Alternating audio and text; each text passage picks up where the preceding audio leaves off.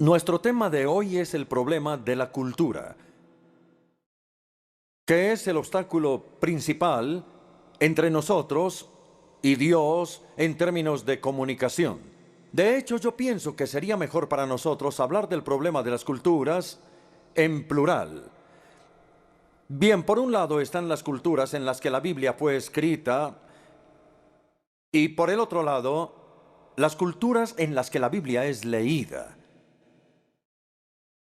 Entonces, tanto el hecho de que Dios habla como el de que nosotros escuchamos están condicionados. Tanto los autores de la Escritura como los lectores de la Escritura son criaturas culturales. El problema que enfrentamos es el vacío o abismo cultural que existe entre el mundo bíblico por un lado y el mundo moderno por el otro. Cuando tomamos la Biblia y la leemos, incluso en una versión moderna o parafraseada, estamos entrando en otro mundo. Retrocedemos un par de milenios, lejos de la revolución de los chips, de la revolución electrónica, de la revolución científica, de la revolución industrial. Retrocedemos a un mundo que al parecer dejó de existir hace muchos años. Por lo tanto, la Biblia se siente extraña y se ve obsoleta, suena arcaica y huele a rancio. Y nos preguntamos qué querrá decirnos este libro tan viejo a nosotros en el siglo XXI. Quiero contarles una pequeña anécdota que experimenté hace algunos años cuando conocí a una pareja de hermanos que eran estudiantes. Ellos habían sido criados en un hogar cristiano, conservador, y ahora estudiaban uno en la Universidad de Oxford y el otro en la de Edimburgo. Y ellos habían empezado, me dijeron, a repudiar la fe de sus padres. Uno decía que era agnóstico y el otro decía que no, que él era ateo. Naturalmente les presté atención y les dije, cuéntenme, ¿qué es lo que les ha provocado el cambio en sus vidas y en sus creencias? ¿Es que ya no creen que el cristianismo es verdad? No, dijeron para mi sorpresa. Ese no es el problema. Y si usted nos convence de que el cristianismo es la verdad, estamos seguros de que lo aceptaríamos. Bien, dije yo con mucha curiosidad. Entonces, ¿cuál es el problema? Nuestro problema no es si el cristianismo es verdad o no, sino si el cristianismo es relevante. Y francamente, dijeron, no vemos cómo puede ser relevante. Fueron sus palabras. Dijeron, el cristianismo es una religión palestina primitiva y surgió en una cultura palestina primitiva. De modo que, ¿qué tiene el cristianismo que decirnos a nosotros en el siglo XX? En ese entonces estábamos en ese siglo. Hoy tenemos cirugías de trasplantes, mañana ingeniería genética, a puertas de los 70s. El hombre fue a la luna, quizá en los 80 incluso vaya a Marte. Eso fue lo que dijeron de manera un poco optimista. Y luego con una mirada un poco orgullosa, dijeron, ¿qué tiene para decirnos su religión primitiva a nosotros? Eso es irrelevante. Bien, no voy a decirles cómo contesté porque no lo hice muy bien, pero con frecuencia le agradezco a Dios esa experiencia porque me dejó muchísimo más claro que nunca la tarea de comunicador cristiano, que no es hacer a Jesucristo relevante, sino demostrar su relevancia para el mundo de hoy. Bien, quiero dejar a un lado a estos jovencitos para pedirles que se imaginen, porque no tengo aquí un tablero ni un papelógrafo, pero imagínense un territorio plano que está profundamente cortado por un abismo o un cañón. En un lado del abismo está un mundo bíblico, en el otro lado está el mundo moderno, y entre estos dos mundos hay 2000 años de una cultura cambiante. Los evangélicos vivimos, y puedo decirlo sin ningún temor a contradecirme, que vivimos en el lado bíblico del cañón. Creemos en la Biblia, amamos la Biblia, estudiamos la Biblia y buscamos comunicar la Biblia. Somos personas de Biblia, y nos sentimos cómodos en ese ambiente. Pero por otro lado está el mundo moderno, y ese es un mundo muy, muy diferente. Entre el mundo bíblico y el mundo moderno hay estos 2000 años de cultura cambiante. Así que nosotros, los evangélicos en este lado del abismo, nos sentimos amenazados por el mundo moderno. Si ustedes son como yo, es decir, si son ancianos, si es que no son seniles, se sienten amenazados por el mundo moderno. Leemos un libro como el de Alvin Toffler, El shock del futuro, y quedamos en un profundo estado de shock del que parece que nunca vamos a salir, nunca. Entonces, cuando intentamos comunicar, ¿cómo lo hacemos? Bueno, nuestro sermón, nuestra comunicación, nuestro discurso o lo que sea, sale de la Biblia. Por supuesto, no soñaríamos con predicar sobre otra cosa, pero luego sube al aire y nunca llega a aterrizar en el otro lado. No está arraigado a la realidad contemporánea. Las personas liberales o los teólogos liberales y demás cometen el error opuesto. Viven en este lado del abismo en el mundo moderno. Ellos leen poesía moderna, filosofía moderna, ciencia moderna. Es por eso que las personas los escuchan a ellos, porque parecen identificarse con el mundo moderno. Entonces pregunto, es decir, uno lee el shock de futuro de Alvin Toffler y ese libro no les causa un shock. Ellos tienen los amortiguadores para el shock. Pero entonces, ¿cómo se comunican cuando lo que dicen de alguna manera aterriza o está arraigado a la realidad del mundo contemporáneo? Pero ¿de dónde viene eso? Solo Dios lo sabe. Ello no viene de la Biblia, ellos han pedido la revelación bíblica. Eso es lo que quiero decir con lo que ustedes pueden ver en su resumen. Una polarización trágica de que nosotros, los evangélicos, somos bíblicos pero no contemporáneos, hablando en términos generales y puedo generalizar, mientras que los liberales son contemporáneos pero no bíblicos y casi nadie está construyendo puentes. Y esa es la tarea del comunicador, construir puentes entre el mundo bíblico y el mundo moderno. Bueno, todo eso era una introducción. Entonces, después de considerar el abismo cultural entre el mundo bíblico y el mundo moderno, vamos a mirar los dos escenarios culturales por separado de manera separada.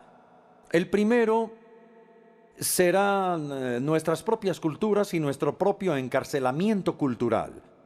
Y el segundo serán las culturas dentro de las cuales la Biblia fue escrita.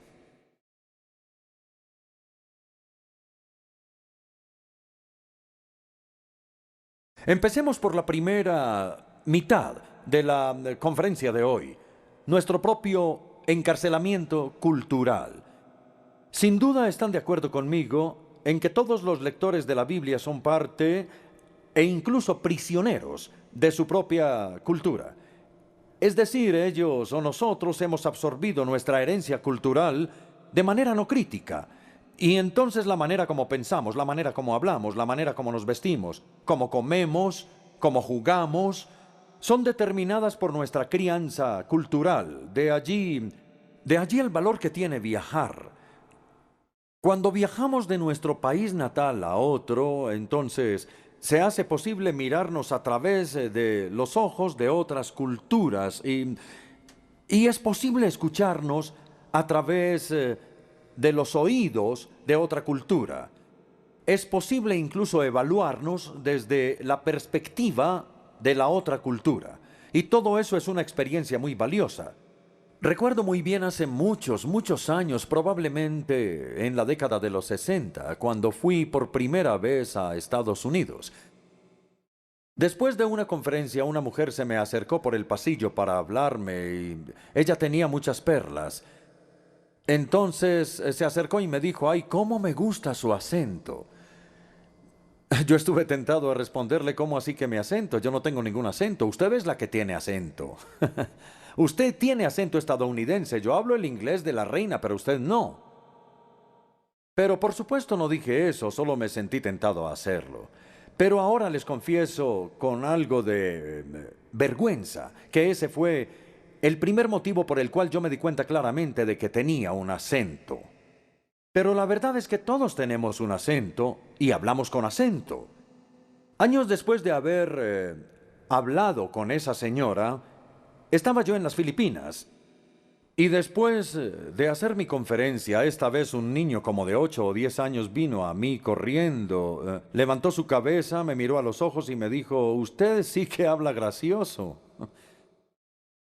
Y me he dado cuenta de que es verdad. Algunos de nosotros pertenecemos a las culturas secularizadas del Occidente y hemos absorbido más de lo que probablemente nos damos cuenta de los valores y estándares y estilos seculares. Mientras que otros, de pronto algunos de nosotros que estamos aquí hoy, hemos sido criados quizá en una cultura hindú, en una cultura budista, en una cultura tradicional china, en una cultura musulmana. Entonces, naturalmente, vemos las cosas desde ese punto de vista en el que fuimos criados. No podemos evitarlo. Nuestro trasfondo cultural es parte de nuestra identidad personal. La manera como nos acercamos a la Escritura se ve fuertemente influida por estas cosas. Nuestra herencia cultural hace que sea muy difícil estudiar la Escritura con una objetividad genuina. Hace que sea muy difícil para nosotros escuchar la Escritura con una mente abierta y una mente sin prejuicios. De hecho, sería imposible hacerlo sin la gracia de Dios y la iluminación del Espíritu Santo, porque los anteojos con los cuales vemos la Escritura tienen lentes culturales. Nuestro entendimiento de la libertad y la opresión, de la riqueza y la pobreza, de la iglesia y del Estado, del liderazgo, del matrimonio y de la familia y de muchas otras cosas, más inevitablemente se ve afectado por nuestro trasfondo cultural. Además, nuestra cultura no solamente incluye nuestra raza, nuestra nacionalidad, nuestros ingresos, sino que también incluye nuestro sexo, edad, trabajo, etc. Por ejemplo, quiero aclarar esto un poco más. ¿Cómo puedo, como hombre, leer la Escritura de la misma manera que una mujer que ha sido maltratada por un hombre machista? ¿O cómo puedo, como hombre adulto, apreciar las preguntas con las que las personas jóvenes vienen a la Escritura? O de nuevo, ¿cómo puedo yo, teniendo un trabajo seguro, sentir el rechazo que sienten las personas desempleadas que además son declaradas inválidas? ¡Qué horrible palabra! ¿O cómo puedo yo, como miembro de una sociedad opulenta, escuchar lo que la Escritura tiene que decir sobre los pobres? Los hombres y las mujeres, los jóvenes y los ancianos, asalariados, no asalariados, ricos y pobres, todos leen la Escritura de manera diferente, y nuestro trasfondo cultural puede evitar que veamos o que Dios quiere que veamos. De ahí la dificultad de escuchar. Es posible que Dios no pueda comunicarse con nosotros porque nosotros no podemos escucharlo a Él. Quizá porque estamos preocupados por nuestra propia agenda o porque estamos ciegos y sordos a su agenda o probablemente ambas cosas. Quizá nosotros vamos por ahí leyendo la Biblia. Quizá hacemos de manera devota lo que algunas veces es llamado la oración de la unión de la Escritura. Abre mis ojos para que pueda ver cosas maravillosas de ti, Señor. Y yo creo que por lo menos de vez en cuando Dios interrumpe esta oración y dice, un momento. ¿Qué te hace pensar que yo solo tengo cosas maravillosas para decirte en mi palabra? No, en realidad también tengo cosas incómodas, créemelo. ¿Estás preparado para escucharlas? Y yo creo que esa persona responde, no, yo solamente vengo a la Biblia para ser consolado. Yo no vengo a la Biblia para ser incomodado. Entonces ahí persiste la falta de comunicación. Si vamos a la Escritura con una idea preconcebida en nuestras mentes, nunca escucharemos el trueno de la voz de Dios. Y todo lo que escuchemos será lo que queremos escuchar, ecos tranquilizantes de nuestros propios prejuicios culturales. Y Dios se quejará tal y como lo hizo en Isaías 42. Sordos, escuchen. Ciegos, fíjense. ¿Quién es más ciego que mi siervo y más sordo que mi mensajero? Ahora bien, quiero ahondar en esto que muestra la infidelidad de la iglesia. Estoy seguro de que todos estamos de acuerdo en que durante toda la larga historia de la iglesia, pocas veces la iglesia ha estado en armonía clara con la palabra de Dios. En cambio, la iglesia frecuentemente ha sido justo lo que se le prohíbe ser, es decir, conformista. Se ha dejado moldear más por el mundo que por la palabra. Y en vez de desafiar el status quo, lo que ha es aceptado, y en vez de rechazar los valores y los estilos de vida del mundo, muchas veces los ha acogido. La iglesia generalmente se ha acomodado a la cultura que prevalece, ha saltado a los vagones de la moda y ha tarareado todas las melodías populares. Es el tema, como ustedes deben saber, del libro de Os Guinness, El archivo del sepulturero, cuyo subtítulo es La subversión cultural de la iglesia. Entonces, cuando la iglesia hace esto, lee la escritura a través de los ojos del mundo y racionaliza su propia infidelidad. Quiero darles uno o dos ejemplos rápidos del pasado, porque la historia de la iglesia está llena de ejemplos trágicos de los puntos ciegos que ha tenido en su historia. Yo me pregunto, ¿cómo es posible que los países cristianos no solo aprobaron, sino que también exaltaron las terribles cruzadas de la era medieval? ¿Cómo es posible que hayan intentado recuperar los lugares santos del Islam a la fuerza? ¿Cómo es posible que hicieran esas cosas en el nombre de Jesucristo? Las cruzadas siguen obstaculizando, como siempre lo han hecho, la evangelización en el mundo islámico. Este fue un hecho perverso que los musulmanes no han olvidado y menos aún perdonado. O quiero darles otro ejemplo. ¿Cómo es posible que se haya utilizado la tortura en el nombre de Cristo por parte de la Inquisición para combatir la herejía y para imponer ortodoxia, y que pusieran unos tornillos en algún pobre hereje y lo torturaran hasta que estuviera de acuerdo con la fe? ¿Ahora sí cree? ¿No? ¿Ahora sí cree? ¿No?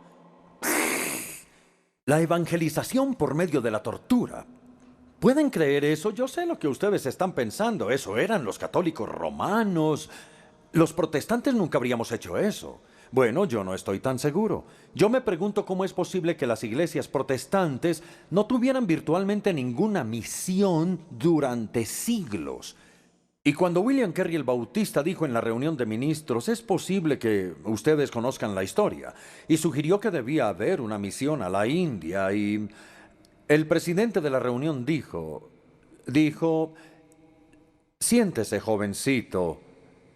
Y lo dijo con gran arrogancia. Siéntese, jovencito, cuando Dios quiera convertir a los hindúes, lo hará sin su participación ni su mente. ¿Acaso él no había leído la Gran Comisión? ¿Acaso no había leído la Biblia, que está llena de misiones? De nuevo, este era un punto ciego. ¿O cómo es posible que la cruel degradación de los esclavos y el comercio de esclavos no fuera abolida en el llamado Occidente cristiano hasta 1800 años después de Cristo? Gracias a Dios fue abolida en ese entonces, pero no debió haber sido abolida por mucho tiempo. ¿O cómo solo después de la Segunda Guerra Mundial se reconoce lo terrible de la discriminación racial y de la degradación ambiental? Esto por mencionar solo parte de esa verdad. Esta es una lista, digamos, de algunos de los principales puntos ciegos que han manchado el testimonio de la Iglesia en diferentes épocas.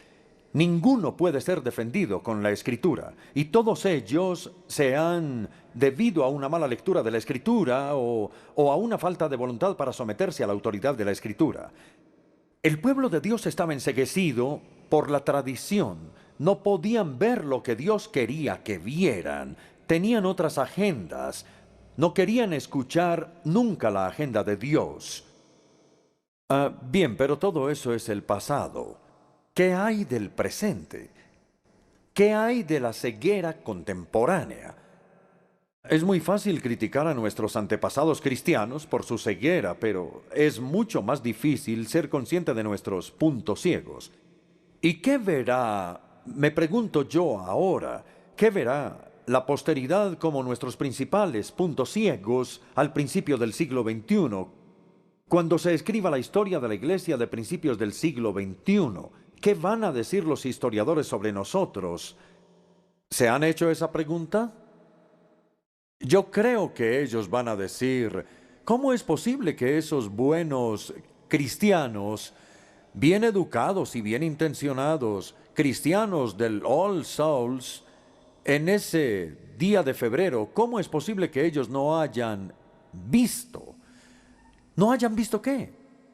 Ustedes deben responder a esa pregunta. Por mi parte, yo creo que diría que una cosa es la desigualdad económica del norte y del sur y que sigue, a pesar de que hay buenos intentos por superarla. Pero la continua presión económica del norte sobre el sur es muy evidente, y aquellos de nosotros, que yo creo que somos la mayoría de aquí, que vivimos en circunstancias opulentas, debemos simplificar nuestro estilo de vida económico, no porque pensemos que eso va a solucionar los problemas macroeconómicos del mundo, sino sencillamente por su solidaridad con los pobres. Debemos preocuparnos más por los pobres de lo que lo hace la mayoría de los cristianos evangélicos. Otro punto ciego que creo que voy a mencionar, porque creo que es actual, es la amenaza del uso de las armas de destrucción masiva. Algunos cristianos, por supuesto, son pacifistas, y ha habido una tradición muy noble del pacifismo, y eso lo respetamos en la iglesia cristiana. Bien, otros defienden lo que se llama la teoría del mundo justo, pero en ambos casos, los que lo hacen siempre han insistido en que el uso de la fuerza es justificable solo si es controlado y discriminado. Pero las armas de destrucción masiva son intrínsecamente incontroladas e indiscriminadas, y por eso deben ser vedadas por la conciencia cristiana. La Iglesia Católica Romana las ha descrito a estas armas como un crimen contra Dios y contra el hombre mismo. Otras iglesias de todo el mundo han convertido varias veces las armas de destrucción masiva, pero nosotros los cristianos evangélicos, como un todo, si es que puedo generalizar, con algunas excepciones, individuales notables, nunca hemos hecho una protesta o un pronunciamiento público contra las armas de destrucción masiva. Bueno, estas son una o dos sugerencias que podemos pensar hoy. Ahora, quiero resumir. Debemos ser conscientes de que nuestra cultura nos enceguece, nos ensordece e incluso nos dopa. Tenemos que permitir que la palabra de Dios nos confronte y que penetre nuestros patrones protectores de pensamiento. Él puede hacerlo. Pero el primer paso para recibir su confrontación es darnos cuenta de la barrera tan fuerte que es la cultura para esta comunicación. Y luego debemos estar listos como segundo paso, en conclusión, para clamar a Dios que abra nuestros ojos, que destape nuestros oídos y que despierte nuestras conciencias dormidas. Porque, amigos, solo así podremos tomar las acciones correspondientes.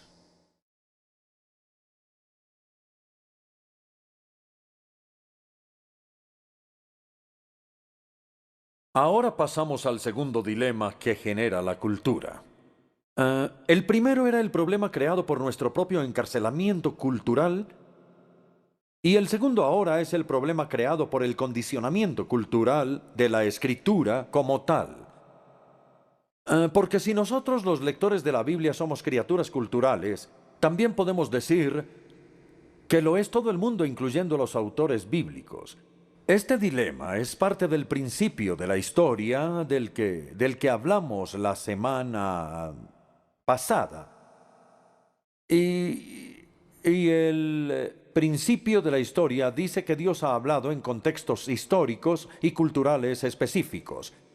Entonces, amigos, aclaremos que Dios no nos ha dado una verdadera revelación cultural, que Dios no nos ha dado un mensaje aparte de la cultura desde el cielo azul. Podemos decir que ninguna palabra de Dios fue hablada en un vacío cultural y que todas las palabras de Dios fueron habladas en un contexto cultural. Ya sea el antiguo cercano oriente, en el caso del Antiguo Testamento, o el judaísmo palestino en el caso del Evangelio, o en el mundo grecorromano en el caso de las epístolas. La pregunta que enfrentamos es esta. ¿El condicionamiento cultural de la Escritura limita su relevancia para nosotros? ¿O incluso su autoridad sobre nosotros? ¿Cómo puede una revelación divina que fue dada en el primer siglo después de Cristo y en una cultura palestina del primer siglo, cómo esta revelación puede tener vigencia aún a comienzos del siglo XXI? Si fue dada en términos culturales pasajeros, ¿cómo puede ser permanentemente válida? Si fue dada en términos particulares, ¿cómo puede ser universalmente cierta? ¿Acaso no debemos decir con el bien conocido teólogo liberal David Edwards: yo admito que gran parte de la Biblia está condicionada culturalmente y por consiguiente es obsoleta? Es una necesaria y lógica deducción. Pues no, yo argumento que no es así. Ciertamente toda la Biblia está condicionada culturalmente, pero por esa razón no quiere decir que sea obsoleta. Miremos el punto A de su resumen, que es el principio. El principio, como lo veo yo, puede definirse e ilustrarse de una manera sencilla. Lo hago así. Nosotros no tenemos ninguna dificultad en distinguir entre una persona, un ser humano, y la ropa que esa persona usa en un momento determinado. La mayoría de nosotros tenemos más de una muda de ropa. Algunas veces nos ponemos el vestido nacional y si lo tenemos, o nuestras mejores galas, cuando vamos a una boda o a una fiesta. Otras veces nos ponemos vestidos más oscuros, como cuando vamos a un funeral. También tenemos ropa de trabajo, ropa deportiva, ropa para la noche. Algunas veces los jóvenes usan jeans, incluso como pijama. Pero la mayoría de nosotros tenemos una variedad de ropa en nuestro closet. Esto no es verdad, pero la persona que está debajo de esa ropa sigue siendo la misma. La ropa cambia, pero la persona jamás. Asimismo, como distinguimos entre la persona real que no cambia y su ropa que sí cambia, también tenemos que distinguir entre la esencia de la revelación de Dios, que no cambia y no puede cambiar, y la ropa cultural en la que fue dada, que puede cambiar. No importa lo anticuado que pueda ser el ambiente cultural de la Escritura, eso no afecta a la esencia de la revelación de Dios. Esta tiene una validez permanente y universal. Entonces, ahora que dejamos ese principio claro, el idioma cultural puede cambiar, pero la revelación esencial no cambia. Vamos a pasar al punto B y consideremos tres opciones posibles. Veamos, cuando vemos un pasaje bíblico que tiene un antiguo vestido cultural que se siente desactualizado porque se relaciona con costumbres obsoletas para hoy o por lo menos ajenas a nuestra cultura particular, ¿qué debemos hacer? Tenemos tres opciones. La primera la llamo rechazo total. Nos decimos a nosotros, bien, como la cultura es tan ajena, la enseñanza también es ajena y por lo tanto es irrelevante. Entonces sacamos un par de tijeras del bolsillo y cortamos esa porción de la Escritura de inmediato. Yo espero que ustedes no hagan eso. Eso no es lo que yo recomiendo. Eso es el rechazo total. La segunda opción es la opuesta. La llamo literalismo acartonado. O para ser un poco más inclemente, literalismo acartonado y poco imaginativo. Como el pasaje es parte de la palabra de Dios, dicen estas personas, debe ser preservado como está literalmente en la Escritura. Tanto la esencia como la forma cultural tienen la misma autoridad. Descartar alguna sería manipular la palabra de Dios y seríamos culpables de un liberalismo incipiente. Nuevamente, espero que ustedes no hagan esto, ¿eh? El liberalismo acartonado y poco imaginativo. La tercera forma, que es bien centrada, se llama adecuadamente transporte cultural. Se trata de identificar la revelación esencial de Dios con miras a preservarla, separarla por completo de su ropa cultural y revestirla después. O si lo prefieren, recontextualizarla en los términos modernos, culturales correspondientes. Transporte cultural es una buena frase porque la palabra transporte es una palabra con la que ya estamos muy familiarizados en el contexto musical. Transportar una pieza musical es ponerla en un tono diferente del que fue escrita originalmente y transportar un texto bíblico es ponerlo en una cultura diferente de la que fue dado ese mismo texto. Entonces, en el transporte musical, la melodía y la armonía siguen siendo las mismas, solo que el tono es diferente. De igual modo, en el transporte bíblico, la verdad sigue siendo la misma y solamente la expresión cultural de ella es la que cambia. Podemos decir de una manera un poco irreverente que el rechazo total es lanzar al bebé con el agua de la tina. El literalismo acartonado es quedarse con el bebé y con el agua de la tina. El transporte cultural es quedarse con el bebé y cambiar el agua de la tina, y eso es lo que tenemos que aprender a hacer. Entonces ahora en el punto C vamos a ver algunos ejemplos de transporte cultural.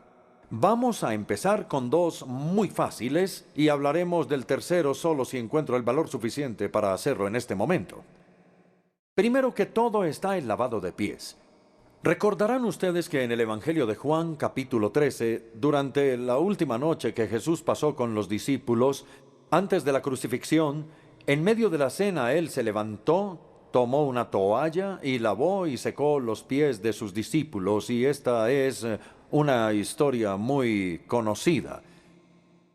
Cuando Jesús retomó su lugar, después de haberles lavado los pies, les dijo, pues si yo, el Señor y el Maestro, les he lavado los pies, también ustedes deben lavarse los pies los unos a los otros. Les he puesto el ejemplo para que ustedes hagan lo mismo que yo he hecho con ustedes. Jesús les dio a sus discípulos un mandamiento sencillo de lavarse los pies de manera recíproca, mandamiento que yo creo que todos hemos desobedecido. Probablemente hemos creído que no es necesario obedecerlo. Entonces, ¿cómo manejamos un pasaje cultural como este en la Biblia? En los días de Jesús, lavarse los pies era una práctica cultural común. Cuando alguien era invitado a cenar en casa de un amigo, quizá caminaba descalzo o en sandalias.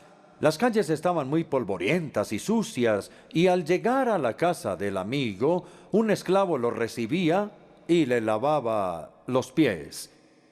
Sin embargo, hoy toda la cultura, toda, ha cambiado. Las calles son limpias hoy en día y llevamos zapatos y medias o zapatos y calcetines.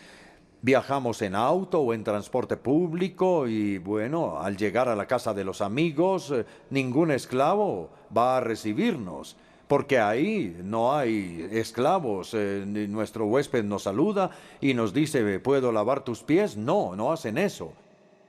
Sino que dicen, ¿quieres lavarte las manos? Como pueden ver, toda la cultura es diferente. Entonces, ¿qué hacemos? Pues miremos las tres opciones. un rechazo total. Lavarse los pies no es parte de nuestra cultura occidental. O el literalismo acartonado. Debemos ir y decirles a las personas, disculpe, ¿será que puedo quitarle los zapatos y las medias para lavarle los pies? No hacemos eso. Seguramente ustedes piensan que el Papa, si lava los pies de 12 personas pobres en Roma el Jueves Santo, los menonitas tienen una ceremonia para lavar los pies en la Cena del Señor. Y hay algunas iglesias africanas y asiáticas que también preservaron esta costumbre. Pero al estudiar este pasaje yo pienso que Jesús no se estaba refiriendo a una ceremonia ni a un ritual de lavar los pies. Se estaba refiriendo a una práctica cultural común de su día. Entonces la tercera opción es el transporte cultural. Intentemos reconstruir la situación. Veamos. Los apóstoles se habían sentado a cenar con los pies sin lavar. No había ningún esclavo ni siervo presente que les lavara los pies y sentían orgullo al mirar los pies de los demás. Uno se puede imaginar a Pedro diciendo, ¿qué? ¿Lavar los pies de Juan? ¿Que él se lave sus propios pies olorosos? Yo no los voy a lavar. Uno no puede imaginarse que no iban a lavar los pies de los demás. Y entonces se sentaron con los pies sucios y luego en la mitad de la cena, para vergüenza de ellos, Jesús hizo lo que ellos no deseaban hacer y agregó, pues si yo, el Señor y el Maestro, les ha lavado los pies, también ustedes deben lavarse los pies los unos a los otros. La pregunta es esta, ¿cuál fue la esencia de la enseñanza de Jesús? ¿Cuál fue la esencia de su mandamiento de lavar los pies de los otros? Claramente fue esta, que si nos amamos los unos a los otros, nos serviremos los unos a los otros, y ningún servicio es demasiado bajo o sucio si nos amamos los unos a los otros. Entonces no nos lavamos hoy los pies, pero podemos lavar la loza o lavar el baño. Cualquier cosa que nuestra cultura considere como trabajo sucio y que considere que solamente los sirvientes deben hacerlo. Eso es lo que el amor está listo para hacer. Ese, amigos, es el transporte cultural. Creo que es muy fácil de entender en el lavado de pies. Ahora voy a un segundo ejemplo, el ejemplo del beso santo. Tanto el apóstol Pablo como el apóstol Pedro terminan algunas de sus epístolas con una instrucción a las iglesias. Pablo escribe al final de Romanos, de 1 Corintios y de 2 Corintios, escribe, salúdense unos a otros con un beso santo. Pedro, al final de su primera epístola, escribe, salúdense unos a otros con un beso de amor fraternal. No sabemos cuál era el gesto que Pablo y Pedro tenían en mente, porque la forma de besar es diferente dependiendo de la cultura. Por ejemplo, los etíopes besan en la mejilla o en el cuello 3 veces seguidas y los esquimales se frotan la nariz. Algunas tribus de Papúa Nueva Guinea chasquean los dedos. Los latinoamericanos se especializan en el abrazo. Los indios dan un paso atrás y mueven sus manos, pero ellos no se tocan. Los japoneses y los coreanos se hacen una venia. Los estadounidenses prefieren el abrazo de oso y de paso casi nos fracturan las costillas. Y a los británicos, que es a los que yo pertenezco, por lo general no nos gusta más que dar la mano. Por eso J.B. Phillips en la traducción de esos versículos dice, solo la mano o salgo corriendo. Pueden ver ustedes que la forma cultural no importa siempre y cuando exprese amor y paz, siempre y cuando sea un beso santo, un beso con abnegación y pureza, y siempre y cuando sea aceptable en la cultura en la que nosotros nos encontremos. Lo que importa es que cuando los cristianos nos encontremos, no solo nos saludemos verbalmente. Debemos agregar a nuestras palabras una señal, un gesto físico que sea culturalmente apropiado. Bueno, sé que esos 2 ejemplos fueron bastante sencillos. ¿Será que tengo el valor para continuar? Creo que sí. Esta ah, práctica del transporte cultural puede aplicarse a muchas situaciones, especialmente cuando hay un doble nivel de discurso, es decir, la doctrina o la ética, que es la revelación esencial, y luego la expresión cultural subyacente. Se pueden encontrar con otros ejemplos, pero tienden a ser más difíciles. Entonces yo me pregunto y les pregunto a ustedes, ¿será que este transporte cultural podría ser la manera de resolver el acalorado debate sobre el ministerio de las mujeres en la iglesia de hoy? Por un lado, lo que es claro en la Escritura es que aunque el hombre y la mujer son iguales en dignidad ante Dios, son diferentes en otras cosas, y que Dios le ha dado al hombre lo que Pablo llama un cierto liderazgo, lo que significa, creo yo, más una responsabilidad que una autoridad. Y este liderazgo de Pablo debe ser explicado de esta manera como una responsabilidad. Por un lado, eso está claro. Y por otro lado, usar velos era un símbolo cultural de sumisión a la autoridad en esos días. Entonces yo me pregunto, ¿es posible que la exigencia de guardar silencio, así como la exigencia de usar velos, sea otro ejemplo del transporte cultural? Si es así, debemos afirmar que el liderazgo del hombre es permanente porque lo que la creación estableció no lo puede destruir ninguna cultura.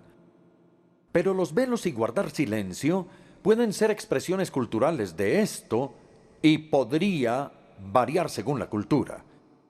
Yo sé que esto es una introducción algo corta y tentadora a este tema, pero es muy complicado, creo yo, para manejarlo en un tiempo más largo. Ahora voy a dar la conclusión.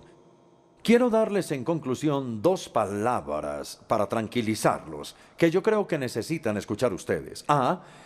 La transposición cultural es adecuada solamente cuando hay dos niveles de discurso. La instrucción doctrinal o ética tomadas por un lado y la expresión social o pastoral por el otro.